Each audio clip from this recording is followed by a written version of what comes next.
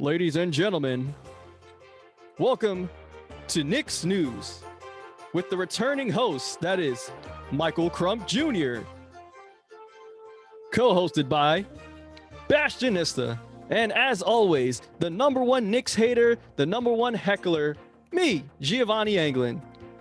Today's topic on Knicks News: the Knicks, after an 8-year drought of taking L after L, they are back in the playoff pictures. Can the Knicks win the championship this year? Hell no. But hey, let's hear what our residential Knicks fans, Mike Crump and Bastionista, have to say. Here is Knicks News. First of all, Gio, put some respect on our name. You said playoff picture. No, we are in the playoffs. We are not in the picture. We're in the playoffs. All right, fine. You're right. You know what, Mike? You are right. The Knicks are in the playoffs. You have clinched a seat. We're not the Celtics. They're in the playoff picture. You know, all right, fine. Lakers are in the playoff picture. Don't worry about that. Hey, what happened last time, though, when the Knicks faced the Lakers? Who hit the buzzer beater? Remember that? Yeah. I ain't gonna get mad about that. It is what it is, you know. LeBron had to just come back to remind y'all. LeBron didn't even play yesterday. He was cheerleading from the bench. Julius Randle thought he was Michael Jordan yesterday. I don't know what he thought he was doing yesterday. I was like, what are you doing, bro?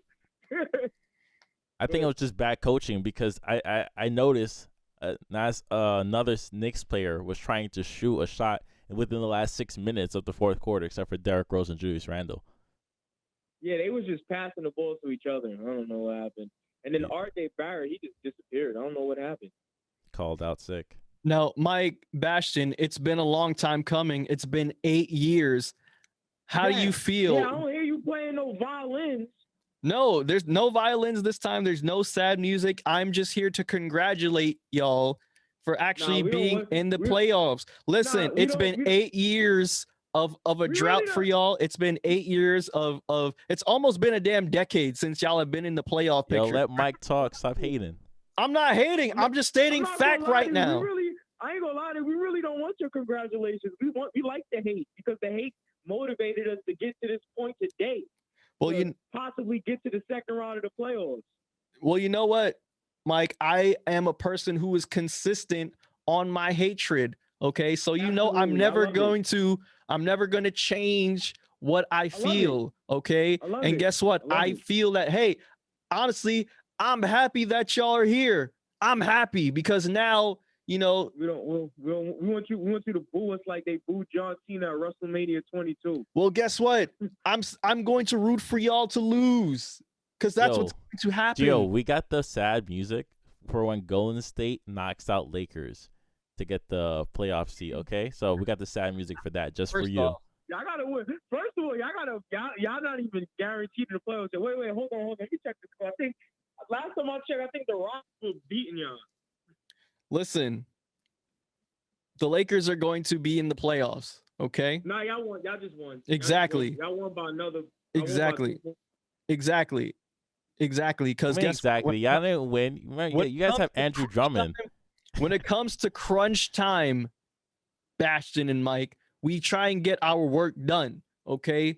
We know we're going down through the wire here, all right? And it's time for us. This is Knicks news, so forget about the Lakers. This is Knicks y'all news. mentioned the Lakers. I would have to say, after 8 years, I am happy to say that the Knicks are finally in the playoffs. This is your boy Mike Crump, Black Seinfeld's correspondent for everything orange and blue, and I'm with my host, Bastionista. What up, Bastion? Long time no hear from you. Yo, man, what's going on? How you been? I'm good, man. I'm happy, blessed to finally say the New York Knicks are finally back in the playoffs. You want to know the last time the Knicks were in the playoffs?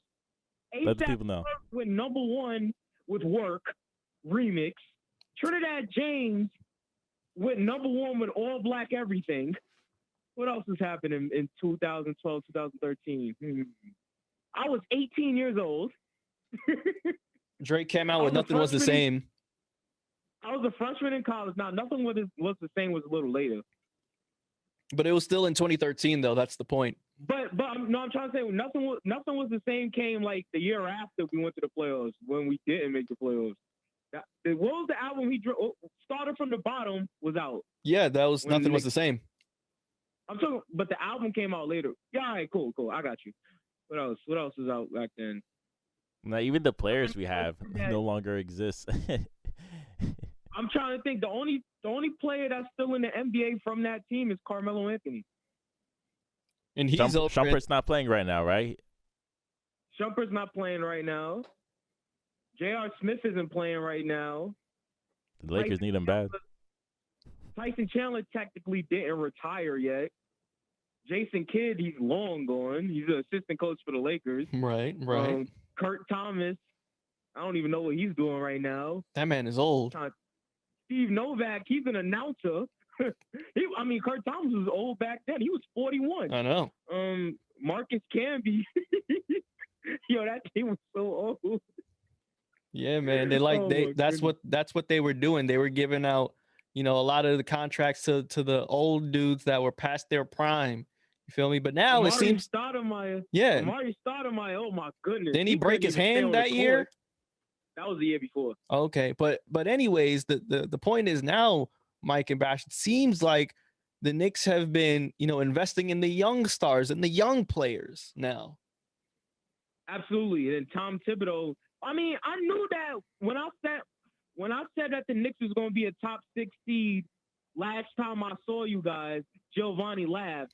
And I said the reason why we was going to be a top 6 team was because we got Tom Thibodeau. Tom Thibodeau is not a losing coach.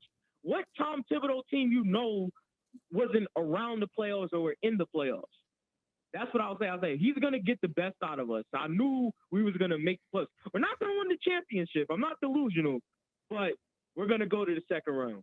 Yo, Mike, how do you feel about the rise of Julius Randle? Now, he's the definition of put in the work because last season he was terrible. We did not like him. We wanted that out of the team. He was terrible. He was terrible. I was like, if he does that spin move one more time, I'm going to break my television. But he put in the work. I don't know who Tyrell is. I want to give a shout out to his trainer, Tyrell. Look, I'm gonna work out with him. Shoot, I want to get him to work because that dude turned Julius Randle into a superstar. Do you think he's been giving Julius Randle some of Michael Jordan's secret stuff? I ain't gonna lie to you. That's a controversial answer and a controversial question. Secret stuff, because with the whole entire performance enhancing drugs and drug testing era. So I don't know. I don't know if I can answer that. That's fair. I don't know if I can answer that. That's fair. Hey, that's totally fair. Nah, he just put in the work. He lost weight. He lost weight like I did. He lost weight, and he put himself in the lab from because the Knicks weren't invited to the bubble. I don't know what delusion Julius Randle thought he was in when he thought the Knicks were going to get invited to the bubble last year. But he was mad that the Knicks weren't invited to the bubble. So from July to December, he worked out every single day. So you got to respect it. I respect the Mamba mentality. He played with the Mamba. He did. He played with the Mamba. He's seen the Mamba work, so he knows what hard work looks like. Yeah, exactly. I can't say the same thing about Kristaps Porzingis. Jeez. Really? What 50 said at Ja Rule say? It ain't over till one of us ain't here no more. Nice playing. Oh, man. Will New York ever forgive Porzingis? No. All right, that's the answer for today. Never. No, he thought that he was entitled to $150 million and he couldn't even play a full season. I'm like, what? Yeah, he was asking a bit for too much just because he was he was a good player. He wasn't the best. He was good. It's like Julius Randle was an argument. You were like, okay, he's actually bringing the Knicks into the playoffs. So it's like, because they got to renegotiate his contract too. So 100%. He has an argument for that. Kristaps Porzingis hasn't done anything to earn that money in New York. So he was like, yo, if you don't give me this, trade me. All right, bye. Mike, how you feel about the rookies we picked up? They're good. You know, people are mad about. First of all, we got a guy from Bushwick, Brooklyn, on our team. Shout out to Obi Toppin. You know, shout out to his father, Duncan's Delight. If you used to go to the Rucker Park games back in the day, his father used to be in those tournaments. And I would say it's cool. You know, people like mad at Obi because of his progress, but I'm like, he's playing behind Julius Randle, so it's like you can't really expect him to get out on the court. Mike, So, what's up? Question: do you think the Knicks will be seeing the Nets in the playoffs? If the Nets was number one, yes, I would. If the Nets were number one in the playoffs, yes, because if it was 4 or 5 Knicks in Atlanta like the way it was 2 weeks ago, yes. But the Knicks right now is 6th. If we win tomorrow, we can get to 5th. So nah, it's a possibility. It depends on these next 2 games. It depends on these next 2 games. And like speaking I'm not gonna lie. If we're 6th, we're not getting out the first round. Milwaukee's gonna beat us in 5 or 6. But if we get to 4 or 5 when we face like Atlanta or Miami, it's a possibility we can take on Philly. But yeah, so I don't know. And also talking about the other rookie, Emmanuel Quickly. He's nice. I mean, he went to Kentucky and he was the SEC Player of the Year, so it's like he was gonna be good. Like, how many players you know that are in the NBA that went to Kentucky? So it's like you can always bet on somebody from Kentucky. I rock Kentucky blue on the old man. I'm gonna stick it. Yeah, you know Drake. Freaking Drake is a Kentucky fan, and he's not even from the United States. No, let's not do that. Yes, he's born Canadian, but you know he spent some time over in Memphis. Let's not. You know, we got to give it up for Drake, man. He was just nominated. Well, no, he was awarded with Billboard's Artist of the Decade, man. We got to give it up to Drake, man. He deserves that. He deserves it. That. Hands down. Hands down deserves that. Absolutely. Drake hands down deserves that. I'm not like the biggest, like the last couple things Drake put out wasn't the biggest fans of, but he's the most consistent rapper of this decade. Absolutely. You know, the last decade was Hove. The decade before that was LL Cool J. Last decade being Hove, I mean, that's arguable. That's debatable. Let's talk about it. Though the charts will say otherwise, that it could have belonged to Ye. That's what I'm thinking. That's what I'm thinking too. Or 50. Let's think about it. No, let's think about it. Okay.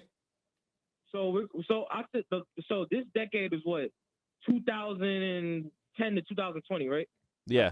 Great. 2010 to 2019, technically. So, all right, 2010. All right, so Jay-Z would be what, 2000 to 2010, right? To 2009, correct. So I mean, album-wise, The Dynasty. Yes. Blueprint. Yeah. Blueprint 2. Okay. So, all right. So, there's a hit on every one of those albums. Okay, but on the same with Kanye, College Dropout, Late Registration. Okay. Graduation. Yes. 808s a Heartbreak. Okay. We're talking about The Dynasty. We're talking about Blueprint. We're talking about Blueprint 2. We're talking about the Black Album. Yeah. Okay. You know what? We're talking about the Black Album. We're talking about. Ooh, all right. Matter of fact, American Gangster. American Gangster. Blueprint 3. Blueprint 3. All right, Mike. So comparing. All right. You know what? I'm on your side now. You made a good point because Jay-Z's hits harder than Kanye's hits. Yeah. But without Kanye, does Jay-Z have a lot of? Well, Jay-Z has hits regardless, right? But without Kanye, you know what I'm saying? He's definitely lended a hand in those hits. Okay. H to the Izzo, that's Kanye. Heart of the City, we just played it. That's Kanye. Lucifer, Kanye. Blueprint. That is true, but Kanye helped make that. That's Kanye. So you could say the same thing about Pharrell then. You're right. So it's kind of hard to say. That's fair, because Pharrell did help out Snoop Dogg a bunch during that era too. Dr. Dre helped out Snoop Dogg a lot too. All right, so no one has like such a a nice tenure compared to Drake, where he could have like you could rock him from Think Me Later all the way to now. That is true. Yeah, and then the decade before Hov, I gotta go with LL Cool J.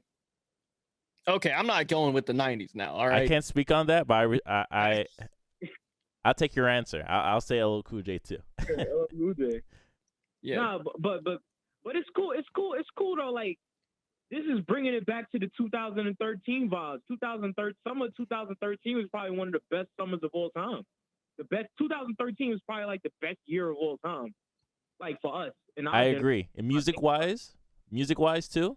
and then sports wise, Well, you're just saying that because the Knicks were in the playoffs. I think not even that. Not even that. The baseball All-Star game was in Queens. Remember 2013? Oh yeah, that's All-Star right. game was in Queens. It was. Mariano Rivera's last season on the Yankees That is true too. in Jorge Posada. So you got to think about it like that. New York was on fire, and that was the summer, our first summer of us being adults. Technically, True. In terms of New York summertime, fine. I will give you that. That's fine. That's fair. Me personally, when it comes to music, I still think in that 2010s decade, I still give it to 2017 to be one of the best years in music. A lot of great stuff. I know, Bastion, you're looking at me crazy. All right, here's why I say that.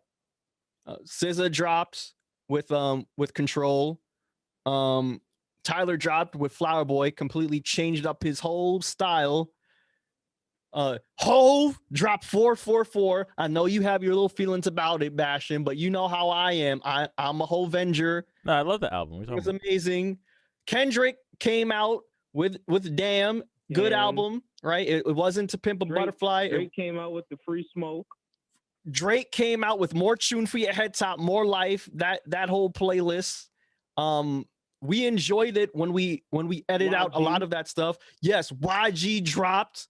Who else dropped in 2017? Sampha dropped. 2017. But I'm just talking about just in terms of just us like being outside. Oh, and I graduated too, so that was a good year. That was a good year. I mean, I graduated too. 2013 was freshmen in college. Like that was the first summer of us like being out of school in like May. That is true. Mike, I do agree with Mike in terms of like if you went to a party out, if you went to a concert, DJ playing, it was the same 10 songs back to back, but you were rocking it. So music wise, they had a lot on their Serato. That's true. And then think about it. Also, like it was just like I don't have to worry about truancy. I could go. It was crazy. Yeah, I loved it. It was 2013. Mike, before we let you go, I want to continue this Drake conversation because I'd like to ask you and Bastion this question. Okay. What beige ballad do you think Drake sung to that girl in order for her to leave her fiance who was in a relationship with him for the last 8 years? I'm not gonna lie to you. Yes. I'm not gonna lie to you. Yes. Drake doesn't have to do anything. Only thing he has to do is just show up and it's over. That is true. But Mike, apparently she was helping Drake create the album Certified Lover Boy with him. So with an album like Certified Lover Boy though, Mike. Something. Right. But Drake is Drake is saying something. Drake is going to be singing something to her. Drake is going to be harmonizing some beige ballads, some vocals to her. What do you think Drake said? I better find your loving. I better find your arms. I'm more than just an option. Hey. Refuse to be forgotten. Yep. Or Marvin's Room, maybe. No, that song doesn't work in that situation. But yeah. I'm just saying you can do better. That works perfectly. No, that song means that they had a relationship in the past and he's looking back like you could do better because, that's what the other songs work though. You're right. I ain't gonna lie to you. I would probably do the same thing. She hella thick, so I probably would have did the same thing Drake did. Why?